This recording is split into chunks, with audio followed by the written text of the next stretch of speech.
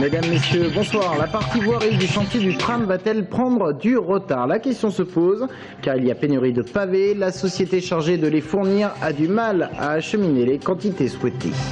La semaine de la prévention routière laisse place la semaine prochaine à la semaine de la sécurité routière. Et un focus ce soir sur l'accidentologie des deux roues. Un quart des tués en Indre-et-Loire en 2011. De nombreux blessés également. Le témoignage ce soir d'une paralysie à la suite d'un accident.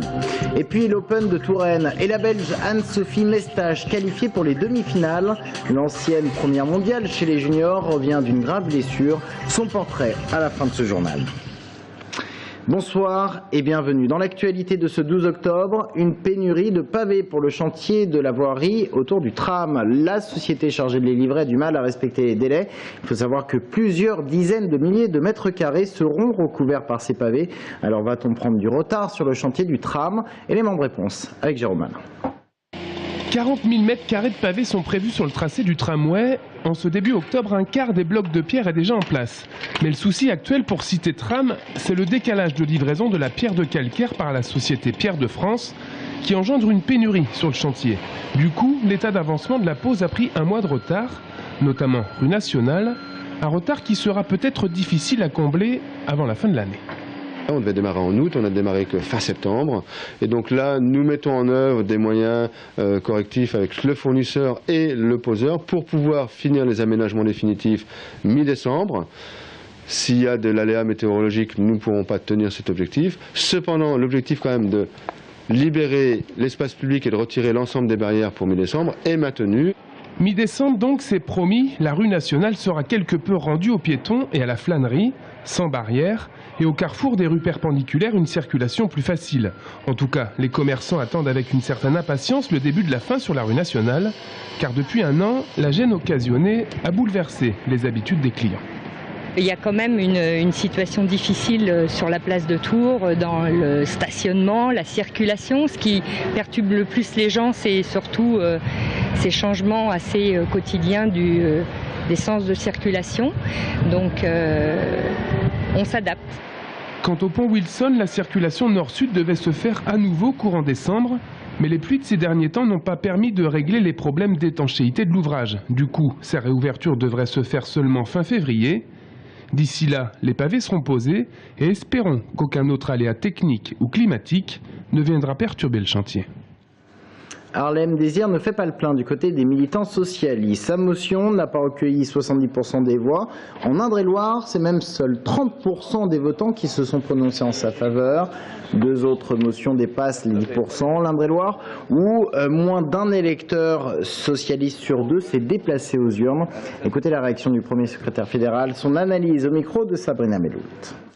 Il y avait peu d'enjeux, puisqu'on savait en gros quel était l'ordre du résultat. On l'a senti aussi dans le débat, ça n'avait rien de comparable avec ce qu'on avait eu, puisque le dernier congrès était il y a 4 ans, le fameux congrès de Reims, où là, évidemment, le débat avait été beaucoup plus tendu, la participation plus importante, et une sorte de fragmentation du parti entre 3 ou 4 motions. Là, Harlem Désir, qui sera vraisemblablement maintenant désigné la semaine prochaine comme le nouveau premier secrétaire du Parti socialiste, a une majorité en gros de plus des 2/3.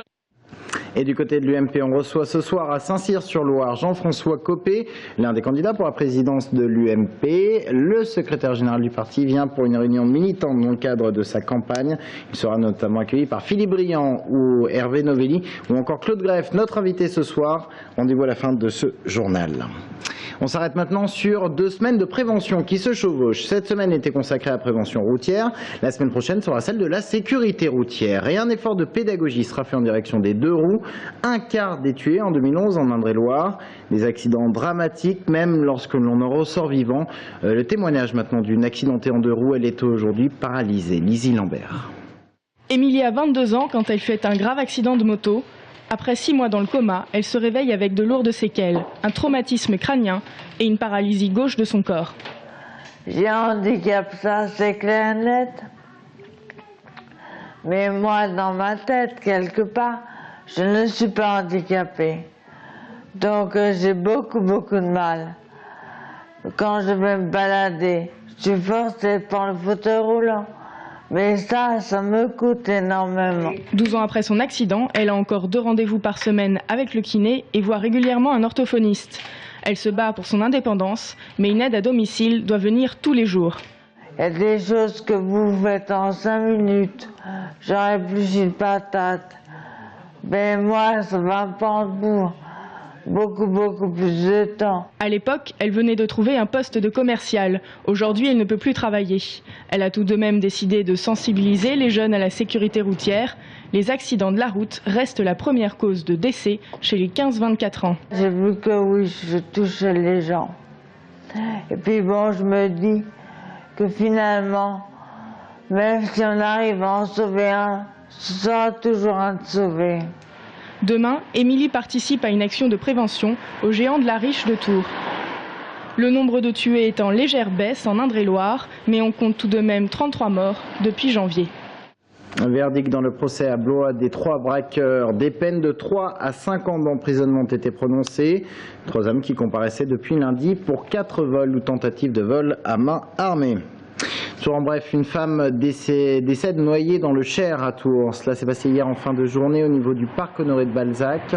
Une femme de 58 ans est tombée à l'eau pour des raisons non connues. Suicide ou accident, la police a ouvert une enquête.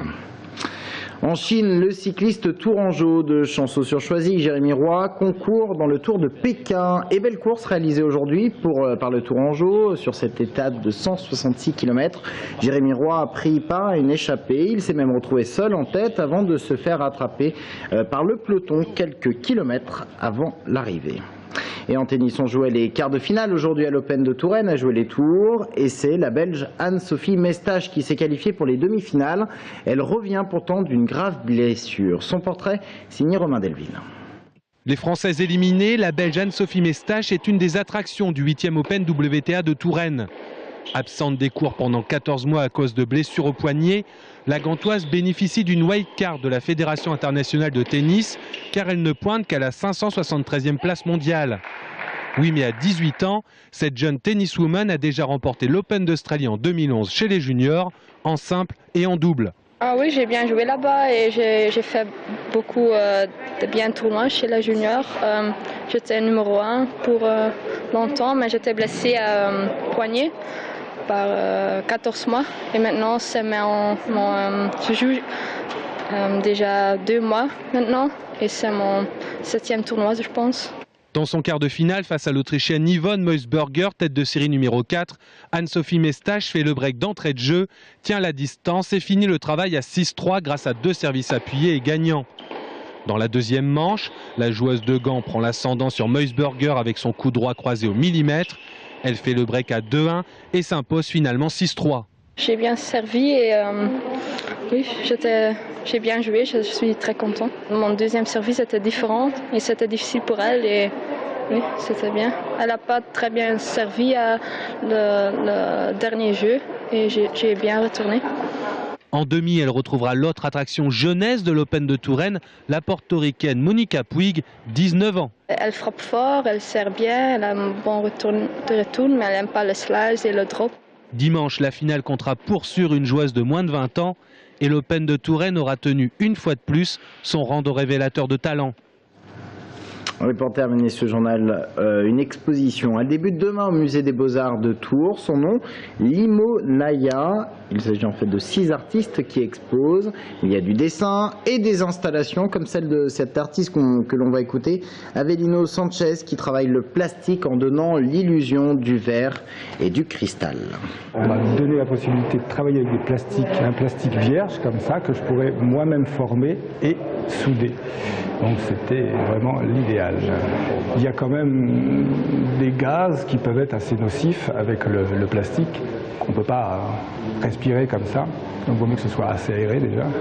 Et il faut vraiment s'investir très physiquement pour pouvoir obtenir une pièce. Et c'est donc jusqu'au 31 décembre. Dans un instant, on se retrouve en compagnie de Claude Greff. Restez avec nous.